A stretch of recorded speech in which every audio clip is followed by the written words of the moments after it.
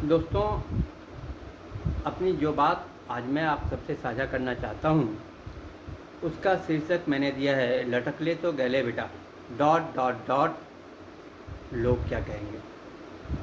जी हाँ दोस्तों, यह दोनों पंक्तियाँ एक दूसरे से संबद्ध ही है। दरअसल आज सुबह अपने आगे जा रहे एक ई रिक्शा के पीछे लिखी हुई यह पंक्ति लटक ले तो गले बेटा मुझे अचानक से अपने बहुत छुटपन में पहुंचा दिया। तब शायद मैं 3 साल का रहा होऊंगा। बहुत धुंधली यादें धुंधली मगर बड़ा ही असरदार। बात यह थी कि एक दिन हमसे 2.25 साल बड़े भैया मोहल्ले के बच्चों के साथ ट्रैक्टर के पीछे लटक गए थे और ट्रैक्टर पर उनका लटकना हमारे सामने वाली एक चाची जी, जिन्हें हम लोग सुग्गी की माँ कहा करते थे, घर में आकर शिकायत कर दी। शिकायत आते ही जैसे घर में कोहराम मच गया। बाबूजी तो इस बात को लेकर चिंतित हुए कि कहीं कुछ अघटनीय न घट जाता, अगर घट जाता तो क्या होता, और इस वजह से उन्हें भैया को बड़ी डांट पड़ी।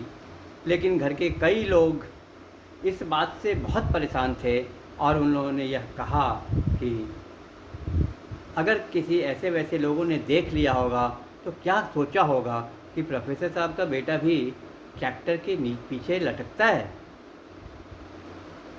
दोस्तों, ये बात आज भी मेरे कान में गूंजती है, जबकि वह बहुत धुंधली उम्र की उम्र थी।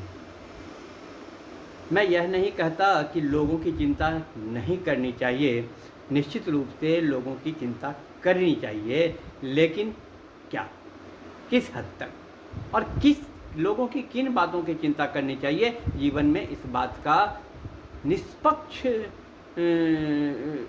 पर निष्पक्ष विचार अत्यावश्यक है, क्योंकि स्थिति यह बनती है हम मध्यम वर्गीय परिवारों की। अगर हमारे यहाँ एक मेहमान आने वाले होते हैं तो उसके आओ भगत में हम अपने मासिक बजट की आधी राशि खर्च कर डालते हैं। नतीजा, उसकी भरपाई बच्चों की भूख, स्कूल की फीस, किताबों की कमी,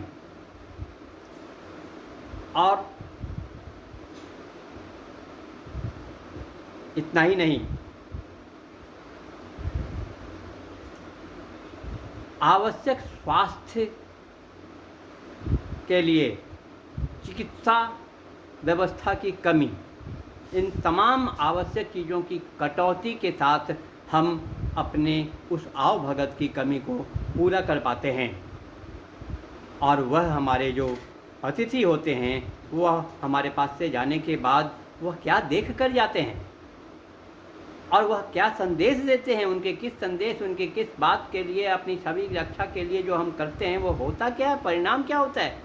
वह परिणाम यह होता है कि वह अतिथि यहाँ से जाने के बाद वह अपनी भीतरी आँखों से देखते हैं हमारे यहाँ हमारे बच्चों की भूख,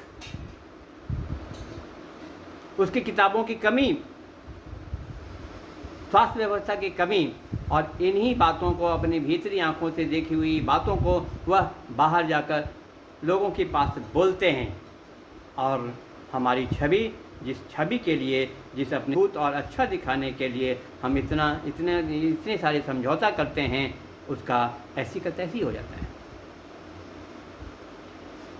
तो मध्यम वर्गीय परिवारों को लोग क्या कहेंगे की चिंता सही तरीके से करनी पड़ेगी। यह विचार करना पड़ेगा कि लोगों की किन बातों की हम चिंता करें और किन बातों का नहीं। अगर लोगों की चिंता करते करते लोगों की चिंता मेरे लिए उस सीमा तक चला जाए कि हमारे बच्चे के ट्रैक्टर में जाने की संभावना से अधिक महत्वपूर्ण यह हो जाए कि उसके पीछे, ट्रैक्टर के पीछे लटके हुए स्थिति को लोग देख के क्या कहेंगे कि इसका भी स्तर वही है, तो हमारे समझ से चुनाव में कमी है।